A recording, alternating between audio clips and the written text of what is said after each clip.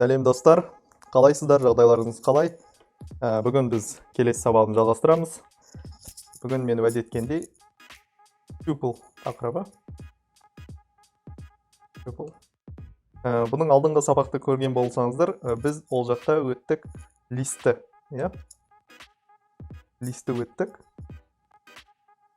Екеуінің қандай айырмашылығы бар? Tuple ол да массив сияқты. Біз листі құрған кезде сіздер білетін шығарсыздар, осылай құрамыз, мысалы осындай знакпен. Ал тюплды құрған кезде осылай құрасыздар. Айырмашылығы. Бірақ бір айырмашылық бар. Tuple ол өзгермейтін массив. Былай айтқанда, ішіне бір нәрсені қосып, немесе ішіндегі бір элементті алып удалить ете алмайсыз. Ал листта сіз былайша айтқанда динамический, динамик, статический болады сонда.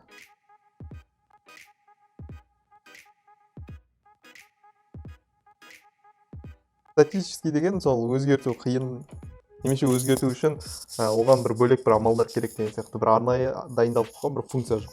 Ал листі барлығы мен алдыңғы сабақта көрсеткендей бүткіл функция дайын. Енді статический да вот осылай. Енді қараңыздар. Tuple және лист. Енді tuple мен жұмыс жасап бастайын. Tuple'да бір айнымалашайға тең болсын.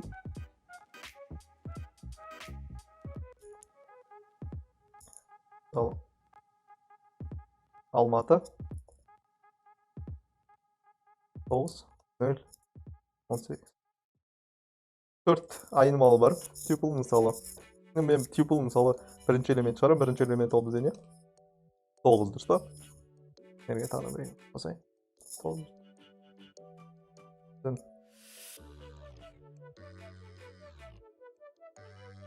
Астанада. Ене қызғырақ болсын. Мысалы tuple мысалы 4 неге тең? 20,7-ге тең. Бұны шығарады. Енді осындай нәрсе бар, ол листада да бар. Осында тағы да. Сенде сала кетейін. -1 десе, қараңыздар, -1 десе, tuple -1 десе, астананы шығарады. Яғни, мынау ешқандай бос жиын 0, -1 астана, -2 20,7, -3 18, осылай кете береді. Мынандай нәрсе бар, қараңыздар. Tuple -4-тен -1-ге дейін. -4 бізде не болды бізде? Қайсы кім айта алады? -1, -2, -3, -4, 0, -4-тен -1-ге дейін. 0, 18, 20,7. Бірақ -1 не үшін кірмейді? Білеміз, бүткіл нелерде алғашқы жаңағыдай соңғы жағындағы не элемент өзі кірмейді. Немесе осылай шығарса болады. Оны сіздер бірден мысалы қандай элементтер шығарады? 9-ды, 0-ді, 18-ді шығара ма? Шығармайды, 18-ді шығармайды. 9, 0 және 9. Жалпы осылай шығарса болады tuple'да. Ал енді осындай сұрақ. Мысалы мен осы элементті, мысалы 0-ді өзгерте алам ба? Мысалы 0 деген бізде нешінші элемент? Екінші, tuple тең 2 өзгертейін. Мысалы 76-ға өзгеремейді. Өзгермейді, көріңіздер ғой. Tuple'да ондай, олай өзгерте алмайсыздар. Енді сіздер оны өзгерту үшін оны листке айналдырып, листтен бар бұлай өзгертпесеңіздер, бұлай өзгерту қиын. Сосын ғой, мысалы, листке айналдырайық. Бір Y деген лист алайық. Y тең. Енді қарайық. Y.type Y-ті шығарайық. Ол tuple болып кеткен жоқ па? Қарайық. Tuple болып кетті, көріңіздер ғой. Себепті берді просто, бірақ tuple болып кетті өкінішке. Енді ол үшін не істейміз? Олай болмауы. Лист. Әрге мен type десем. Енді қараңыз. Көріңіздер ғой. Листтің ішіне type'ті жазған кезде менде type Y не болды? Лист болды. Енді жалпы Y-пен жұмыс жасай берсеңіздер болады, уже листпен Y екінші элементті өзгертеміз 20-ға, мысалы. Y-ті шығарсақ, көрдіңіздер ғой, Алматы 20 болды. Потом қайтадан tuple'ға айналдыру керек болса, бір қиын бір ұзақ не. Сондықтан тюпулды қолданатын жер болады, қолданбайтын жер болады. Просто тюпулда как статический данный ретінде, мысалы, егер өзгерткілеріңіз келмесе, немесе бір есептерде болады, өзгерту керек жоқ айнымалылар, яғни массивтерді өзгерту керек жоқ болса, вот соны тюпулда жазысқан дұрыс. Сол қате шығармау үшін. Жалпы осылай. Енді қазір бізде tuple type tab деген массивтің несі өзгерген жоқ. Маған берсін де, бірақ өзгерген жоқ. Енді бізде tab деген өзіміздің неміз бар, жаңағы массивіміз. Енді сонымен дәл жұмыс жасайық. Тағы не істеуге болады? Change value, яғни нені өзгерте алмадық, мәнін өзгерте алмадық. Окей. Енді тағыда не істеуге болады? Осындай нәрсе істеуге болады.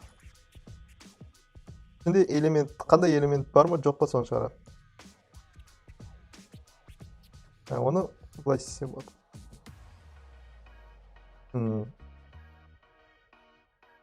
Мысалы, Алматы, яғни Астана.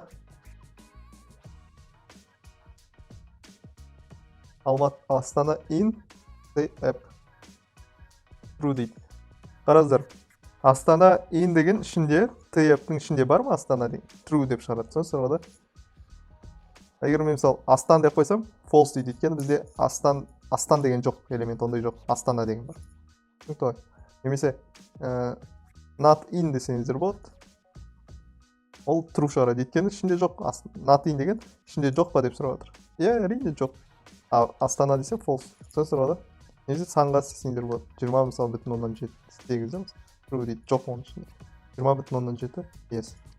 Егер біз осы жерде біз білетін if-ті қолдансақ, if егер 20,7 ішінде болатын болса, мен айтам.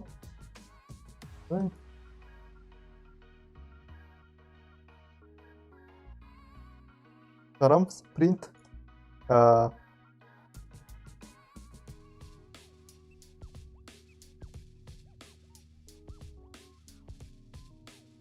Мысалы осы нәрсеге input какой-то x деген input бір сан.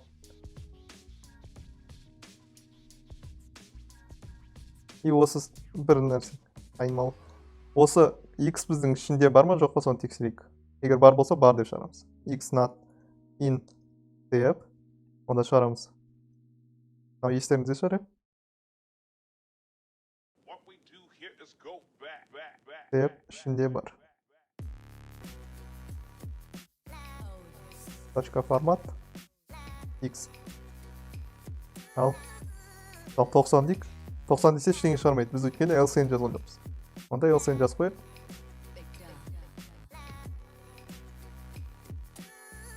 Print.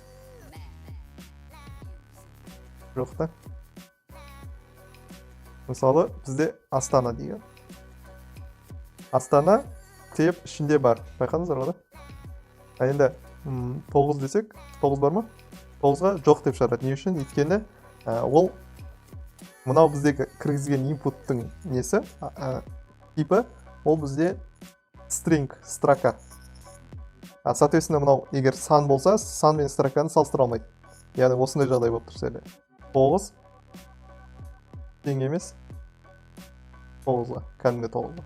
Екеу тең емес. Мынау string кәдімгі 9, ал мынау кәдімгі сан. Сол үшін салыстыра алмайды. Егер сандарды қарау керек болса, бүйтесіздер. Бірден интқа айналдырасыздар. Потом 9 десек, 9 тип ішінде бар. Мен түсінікті болды деп ойлаймын. Келесі бізде. Егер осындай жағдай тюплдың ұзындығын білгілеріңіз келсе, оны бүйте салыңыздар. Length. Бұны өттік негізі. Length деген сөз. Len деп жазбайын сері. Ағылшын тілінен. Негізі ағылшын тілін білсеңіздер, Python немесе басқа тіл жеңіл келеді. Length 6. 1, 2, 3, 4, 5, 6. 6 элемент бар. Енді тағы да бір функциялардың бірі del. Енді қараңыздар. Осындай қызық жағдай. Листте del деген функция бір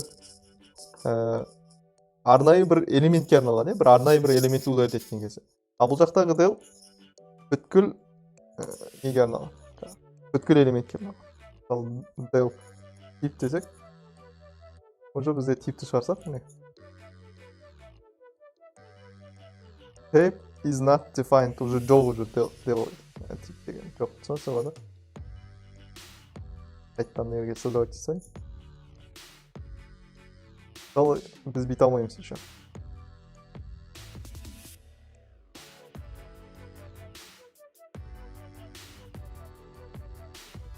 Бұлай істей алмаймыз. Не үшін? Өйткені біз айтайық бір tuple-да бір керек элементтерді, яғни сіз қалаған элементіңізді удалить ете алмайсыз.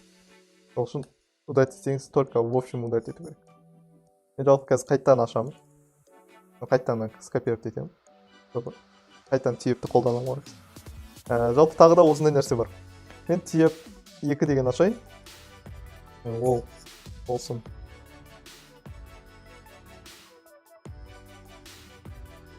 Осымен 10, 8, 19 болсын, не? Давайте бірде элемент алайық. 9, 20,17. Енді type деген алайын да.